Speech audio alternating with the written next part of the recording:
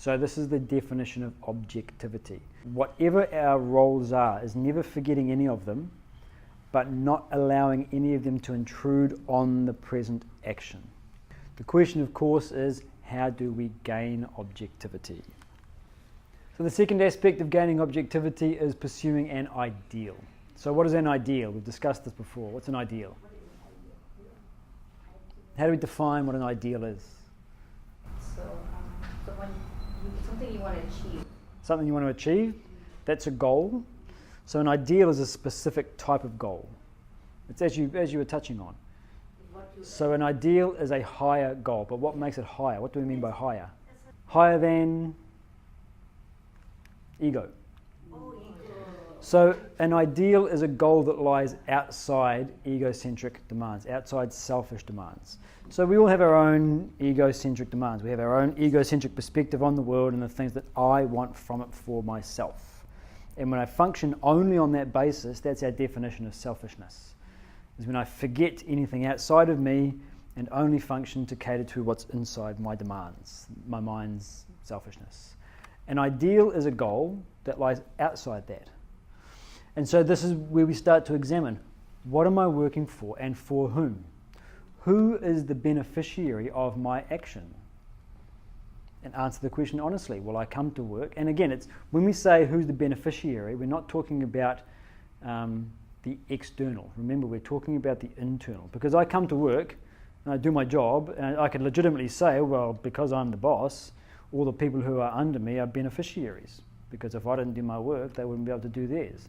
This is not what we're talking about. What we're talking about is, for whom am I working? What is my intention?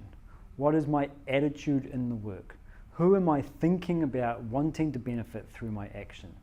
So I come to work, and the only thing I'm thinking about is clocking in at 8 o'clock and clocking out at 5 p.m. because my contract says 8 to 5, and done, and I'll get my paycheck, and that's it, I'm out of here. So for whom am I working? Just myself, just my own egocentric interest, that's it. It could be that I am the head of a non-profit organisation, and that's still my attitude. So it looks like I'm being very beneficial, very charitable, very unselfish because I'm working for an organisation which is building hospitals or putting wells in for the poor and so on and so forth in a third world country. It looks like I'm being very unselfish, but internally it's all just about what I can get out of it. Another simple example we often use, a person goes and writes a $10,000 check to the local charity. Is he being charitable? No. Well, maybe, we don't know. No. It's possible that he is, but we won't know. Only he will know, only his own conscience will tell. It could be that he's writing that $10,000 check and he's going to make sure that the local newspaper knows about it. So he's not giving charity, he's buying publicity. Which is fine. There's nothing wrong with that. You want to buy publicity, but don't pretend it's something that's not. And it could be exactly that, inflating his own ego. See what a good person I am? I'm such a good human being. I. So the idea of setting a goal then, an ideal. When we set an ideal, what happens is that we are circumventing that selfish egocentric tendency. This is the beauty of being a human. We can choose our thoughts.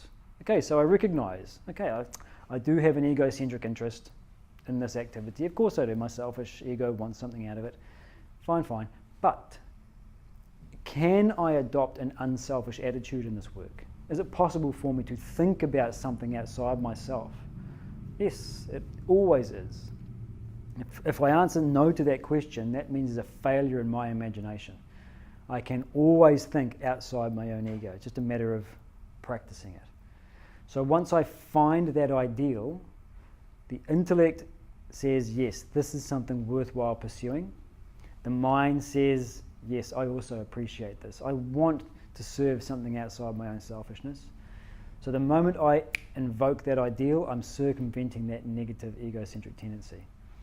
And it's the selfish egocentric tendency that keeps us from being objective. What does the egocentric tendency of the mind say in the diabetic? Eat the sugar.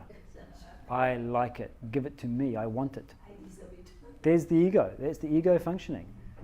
At least a little bit higher than that is to say, I should have some good health. Because you're circumventing, you're short-circuiting, getting around that mind's tendency for just give me right now that immediate gratification. So it starts with this idea, who am I working for?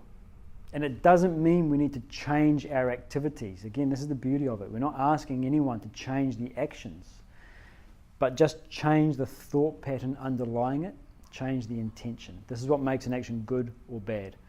No activity, no action in the world is a good action or a bad action. What makes it so is the intention underlying it. So, okay, so when you're saying, this is the second part of the game of objectivity, right? So pursuing an ideal in life, right? So just questioning what am I working for, you're saying? Things like that, or? So questioning what I'm working for is where it starts. And then it says, once you've questioned and you understand who you are and what you are working for, widen it. This is what I was saying earlier. So I recognize now, look, the only reason I've been coming to work for the last 10 years is just to serve me, serve my ego. Okay, I recognize that now that I investigate it. Can I widen that circle of identification? At the moment, all I'm working for is just say me and my family. That's it. How can I widen that circle of identification? You might say, you might recognize this company which makes widgets for consumption. There's 200 workers in this company. Every family is being supported by this company and its continued survival, and I'm a part of that. If I do my job well and I do my job properly, I'm helping to support this company. As a consequence, 200 families are also having their livelihoods supported. So now what have I done? I've widened my circle of identification. I've widened my feeling towards who am I working for. It's not just me and my family now. I feel myself as part of a larger community. I'm part of this community of workers, this community of employees in this company. Everything I do helps to support all of their kids and all of their work and everything else. So this is how we can change our attitude and work without changing any of the actions. What's important is that if you are the owner of a company, this is exactly what you want. Of course it is. You don't want to know that your workers are coming in and just thinking clock in, clock out and get what I want for myself. You would much rather have everybody in your home, everybody in your company, everybody in your community thinking wider than that and wanting to express a wider circle of identification. If that's what I want in my family, if that's what I want in my workplace, in my community, it's my obligation to do it first. And so it starts from the top. If you're the parent, model unselfish behavior because you know you want your family members to do it. If you are the boss, establish an ideal for your workplace and trumpet it. Again, talk about it, market it, not again for selfish reasons, but so that you can inspire everybody else. I'm the boss, I work for this particular ideal. You can't make anybody work for an ideal, but you can inspire others to do it by modeling that behavior first.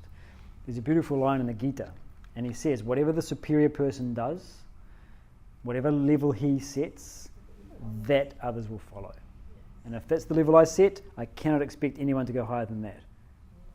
If that's the level, no one's going to go higher than that. Okay, you get the old rock star who goes better than everybody else. But by and large, the mass of people will only go to the level set by the leader, whether it's the parent, whether it's often you'll find evidence social circumstances.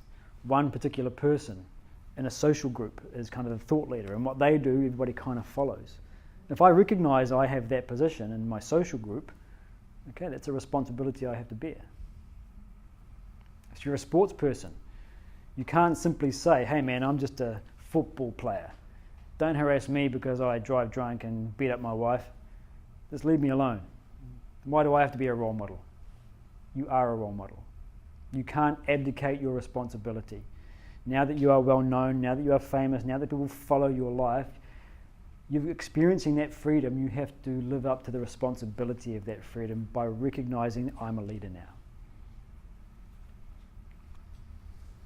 So this is the development and the gaining of objectivity.